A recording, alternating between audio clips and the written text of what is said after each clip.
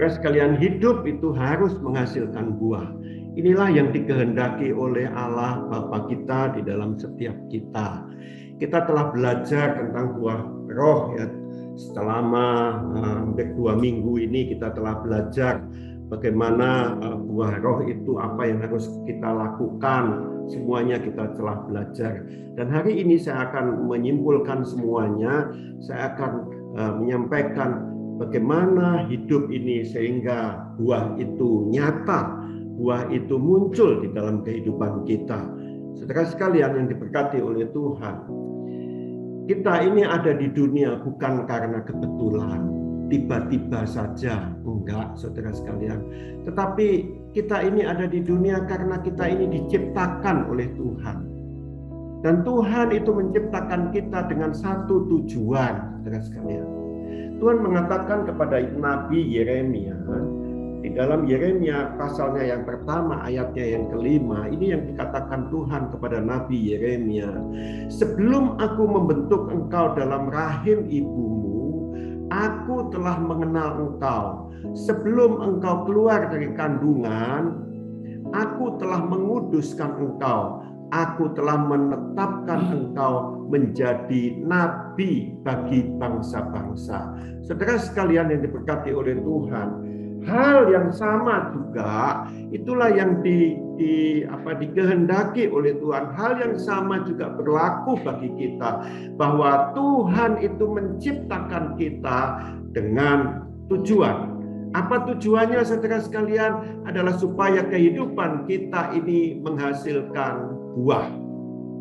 Itulah tujuannya saudara sekalian ya, supaya hidup kita itu menghasilkan buah. Kalau hidup kita itu tidak menghasilkan buah, maka kita tidak sampai kepada tujuan yang dikehendaki oleh Tuhan. Saudara sekalian, Yohanes pasalnya yang ke-15 ayat yang ke-16 mengatakan demikian.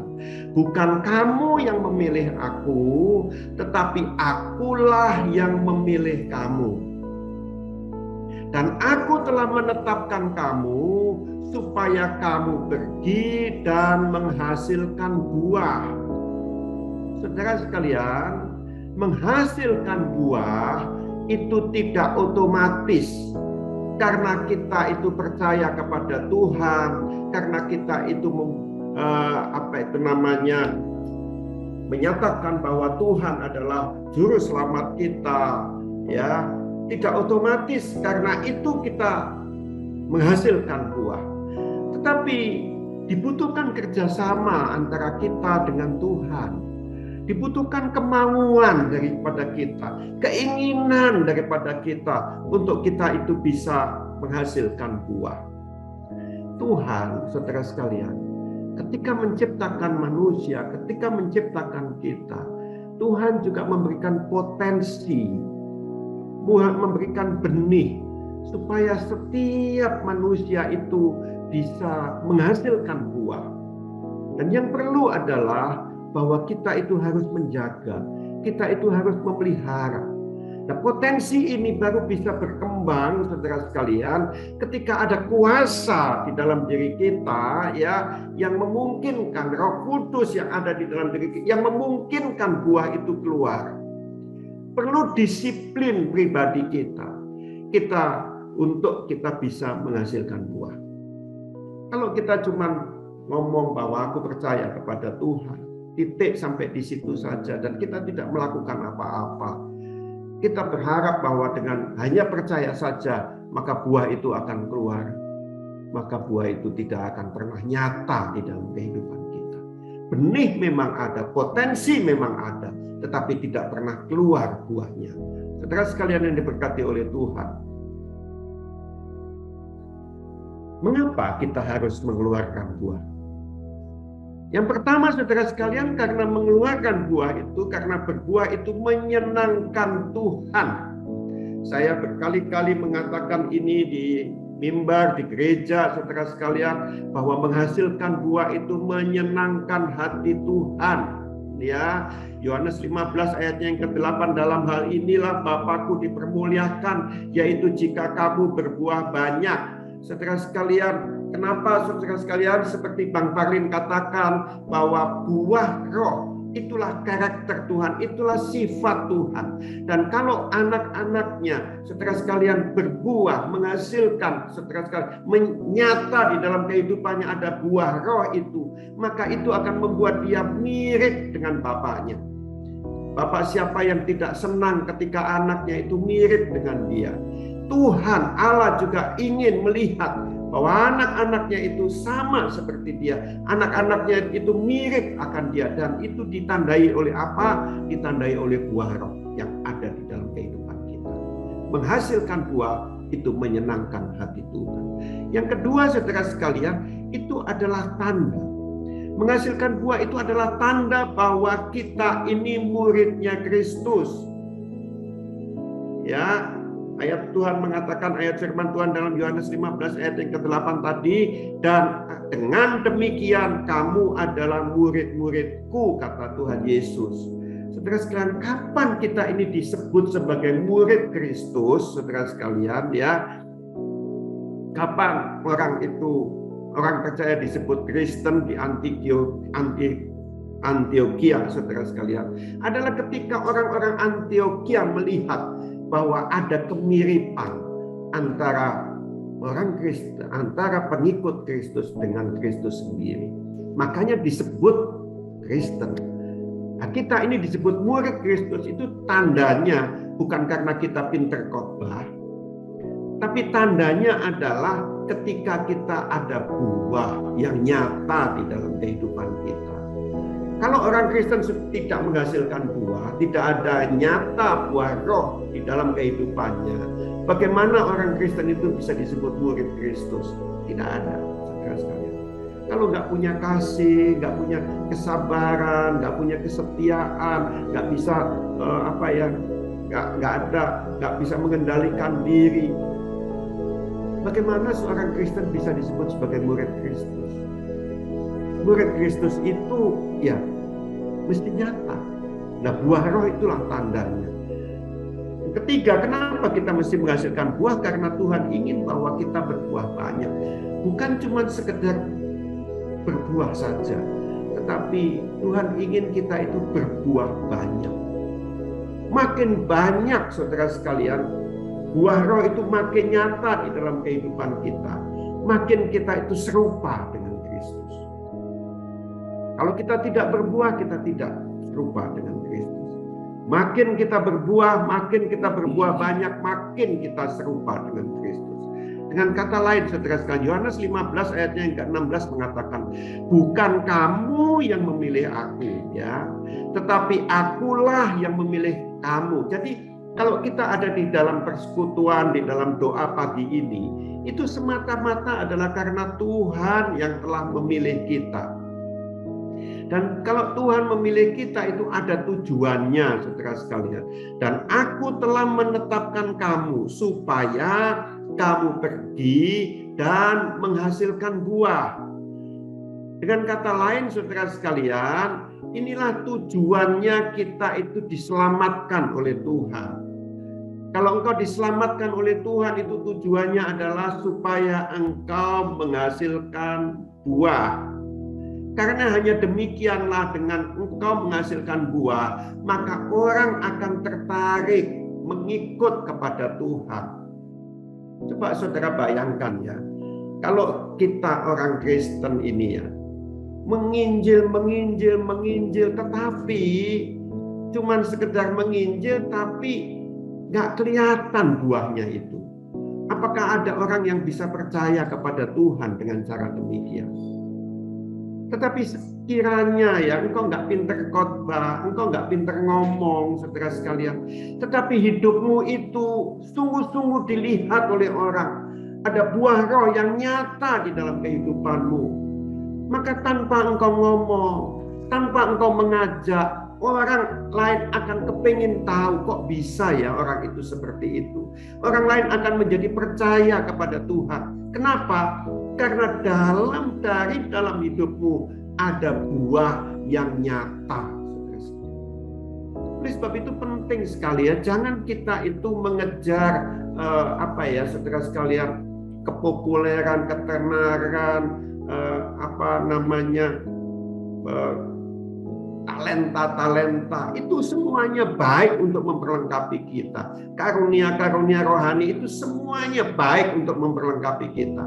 Tetapi kalau itu semua tidak disertai dengan buah roh yang nyata di dalam kehidupan kita, maka karunia rohani, talenta, apapun sebutnya, tidak akan pernah ada gunanya, saudara sekalian.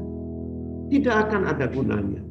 Jadi karunia rohani, talenta ditambah saudara, dibungkus dengan karakter kita yang baik, buah roh yang nyata, maka itu yang akan menjadi luar biasa kita. Kita pinter khotbah, bukan cuma pinter khotbah, tapi nyata melalui kita orang bisa melihat memang dia layak, memang dia baik. Karena apa? Karena buah roh itu nyata di dalam kehidupan kita. Saudaraku, jadi menghasilkan buah itu adalah sesuatu hal yang teramat penting di dalam kehidupan kita. Dan ini bukan hanya kita sekedar berharap saja, tetapi harus ada kedisiplinan, harus ada upaya dari kita juga. Saya dulu pernah berpikir, saudara sekalian, kalau orang itu percaya kepada Tuhan, otomatis akan ada buah roh. Ternyata tidak demikian, saudara sekalian. Harus ada kerjasama antara Tuhan yang memberikan potensi itu, antara Tuhan yang memberikan benih itu, dengan kita yang memeliharanya. Harus ada kerjasama. Yang pertama, saudara, bagaimana supaya kita bisa menghasilkan buah? Maka yang pertama, kita harus memelihara iman kita. Tidak ada cara yang lain, saudara sekalian. Buah itu tidak akan muncul dengan kekuatan kita sendiri, tetapi hanya dengan mengandalkan Tuhan saja. Buah itu bisa muncul. Yeremia 17 ayat yang ke-7 dan 8 mengatakan, diberkatilah orang yang mengandalkan Tuhan, yang menaruh harapannya kepada Tuhan.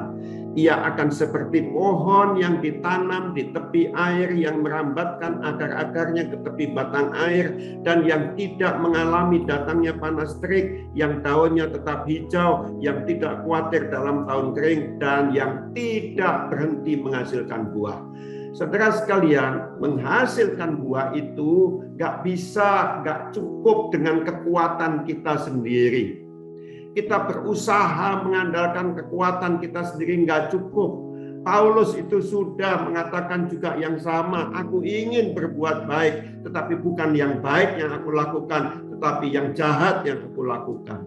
Saudara sekalian, dengan kekuatan sendiri kita tidak mungkin bisa melakukan. Tetapi apa yang Paulus katakan, saudara sekalian, tetapi puji Tuhan, syukur kepada Tuhan, karena kasih karunia-Nya, Ia yang memampukan aku.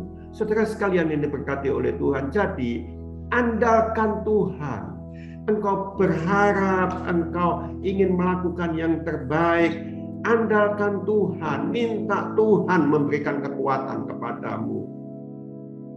Kalau itu terjadi, saudara sekalian, maka dikatakan engkau akan seperti pohon yang ditanam di tepi air, yang merambatkan akar-akarnya ke tepi batang air, tidak mengalami datangnya panas terik. Saudaraku, kalau kita mengandalkan kekuatan kita sendiri, mungkin kita bisa berbuat baik. Tetapi itu nggak tahan. Ketika ada cobaan, ketika datang masalah, maka itu juga ikut hilang dari kehidupan kita. Kita tidak bisa mengasihi saudara kita lebih lagi, saudara. Kenapa? Karena kita sendiri tertimpa masalah. Tetapi kalau kita itu mengandalkan Tuhan, semuanya itu asalnya daripada karena kita ini bukan mengandalkan kekuatan kita, tetapi mengandalkan Tuhan. Maka sekalipun ada panas terik, tapi kita tetap menghasilkan buah.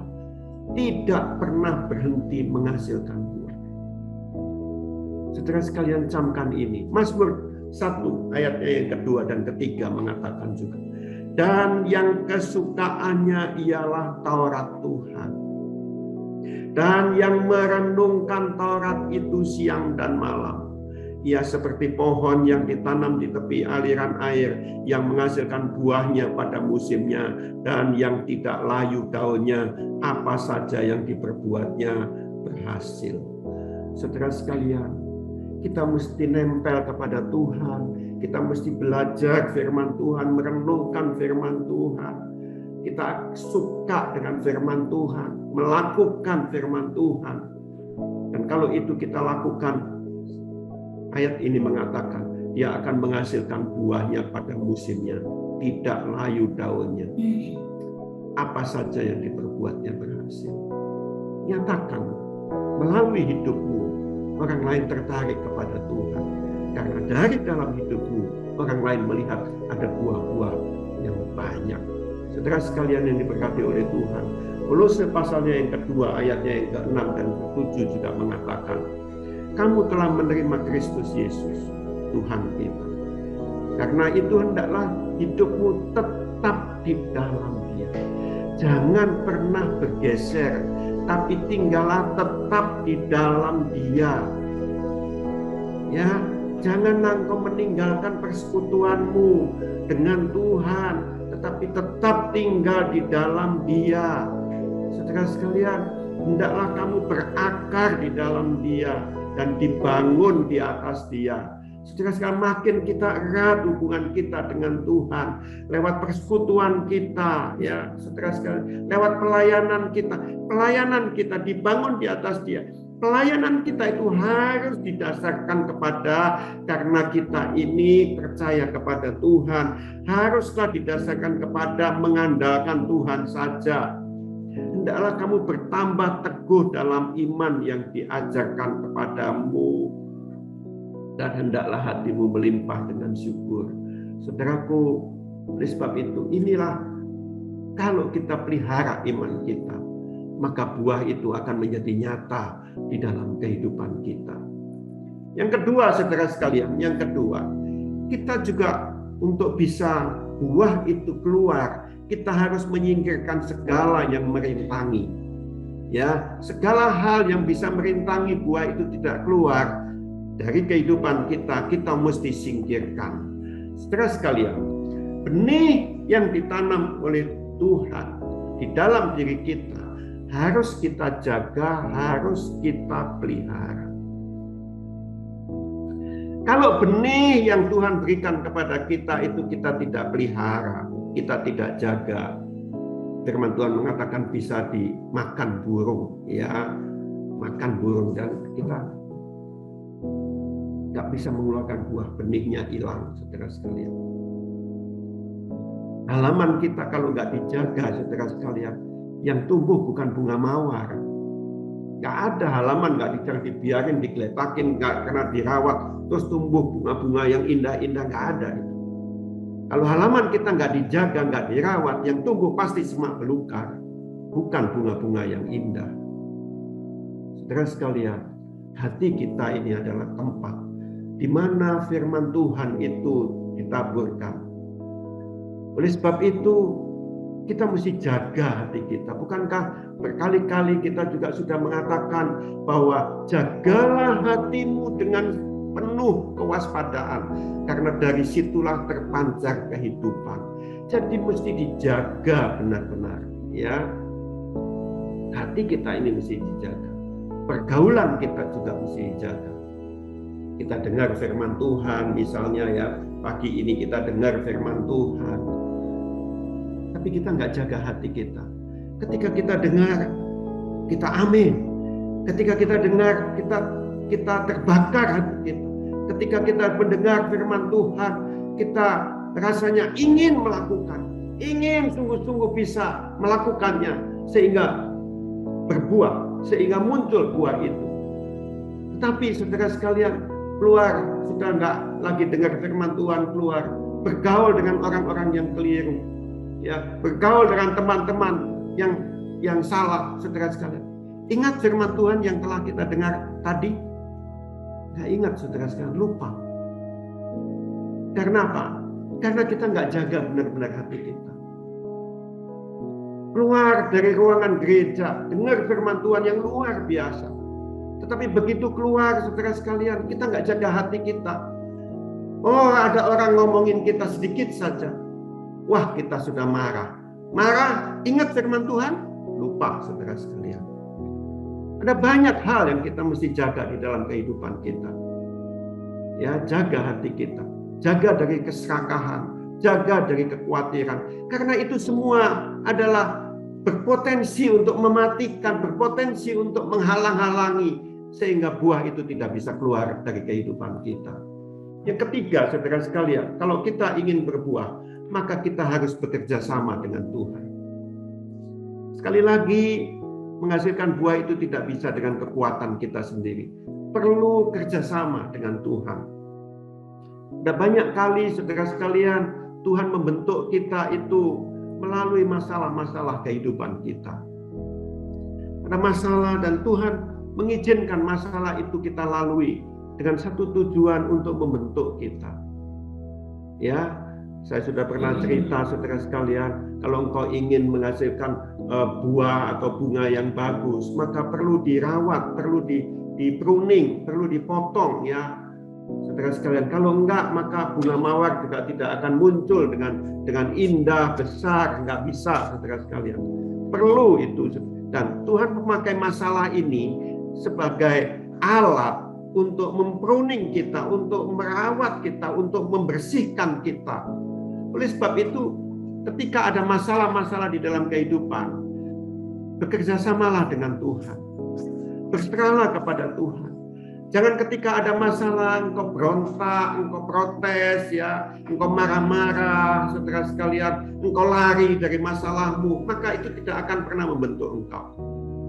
Juga Tuhan sering membentuk kita bukan saja melalui masalah, tetapi melalui orang-orang di sekitar kita. Ada orang-orang yang Tuhan tempatkan di dekat kita, yang mengasah kita. Sepertinya orang yang ditempatkan Tuhan di sebelah kita, di dekat kita, kok menjengkelkan kita, ya. Ingat, saudara sekalian, jangan lari dari masalah itu. Ya, Tuhan menempatkan orang-orang yang menjengkelkan bagimu untuk apa? Untuk mengasah engkau. Sehingga engkau menjadi lebih baik, engkau menjadi lebih sabar, saudara sekalian. Ya, ada enggak ketika Tuhan memberikan masalah atau orang di dekat kita mempunyai rencana untuk membentuk kehidupan kita dan itu bisa gagal? Ya, bisa gagal. Gagal kalau kita tidak mau bekerja sama dengan Tuhan. Oleh sebab itu, saudara sekalian, kita mesti bekerja sama dengan Tuhan. Melalui masalah, kita mesti bertanya kepada Tuhan, apa yang harus kita perbaiki di dalam kehidupan kita. Yang keempat, yang terakhir, saudara sekalian, pakailah buah itu untuk memberkati orang lain. Buah itu tidak akan ada gunanya, saudara sekalian, kalau tidak menjadi berkat buat orang. Makin engkau memakai buah itu untuk memberkati orang lain, makin engkau akan mengeluarkan lebih banyak buah.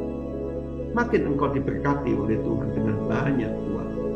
Yohanes 15 saya akan baca sekali lagi. Bukan kamu yang memilih aku, tetapi akulah yang memilih kamu, dan aku telah menetapkan kamu supaya kamu pergi, keluar, menghasilkan buah, bisa dinikmati oleh orang lain. Gak ada gunanya, saudara sekalian, kita ini berbuah banyak, ada buah roh banyak di dalam kehidupan kita, tetapi kita menyembunyikan diri kita, gak ada gunanya. Firman Tuhan mengatakan, jadilah terang bagi orang-orang di sekitarmu, jadilah garam bagi orang-orang di sekitarmu. Saudara sekalian, kita garam, kita terang. Firman Tuhan juga mengatakan kalau garam itu sudah tidak asin lagi, gak ada gunanya. Oleh sebab itu, saudara sekalian, buah roh harus kita itu bisa dinikmati oleh orang lain. Kebaikanmu, kesabaranmu, kelemah lembutanmu, penguasaan dirimu, haruslah itu menjadi berkat buat orang lain. Ini yang teramat penting di dalam kehidupan kita, saudara sekalian, supaya kamu pergi dan menjadi berkat bagi orang lain. Amin.